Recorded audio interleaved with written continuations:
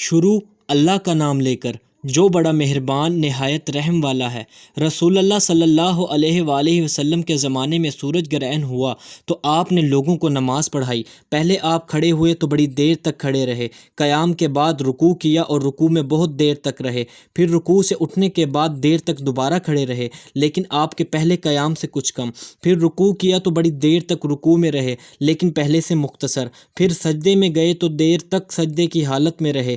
دوسری رکعت بھی آپ صلی اللہ علیہ وآلہ وسلم نے اسی طرح کیا۔ جب آپ صلی اللہ علیہ وآلہ وسلم نے نماز پڑھی تو گرہن کھل چکا تھا۔ اس کے بعد آپ صلی اللہ علیہ وآلہ وسلم نے خطبہ دیا۔ اللہ تعالیٰ کی حمد و ثنا کے بعد فرمایا کہ سورج اور چاند دونوں اللہ کی نشانیاں ہیں اور کسی کی موت اور حیات سے ان میں گرہن نہیں لگتا۔ جب تم گرہن لگا ہوا دیکھو تو اللہ سے دعا کرو، تکبیر کہو اور نماز پڑھو اور صدقہ کرو۔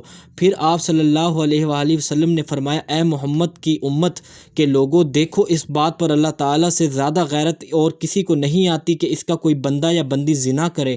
اے امت محمد صلی اللہ علیہ وآلہ وسلم، واللہ جو کچھ میں جانتا ہوں اگر تمہیں بھی معلوم ہو جائے تو تم ہنستے کم اور روتے زیادہ۔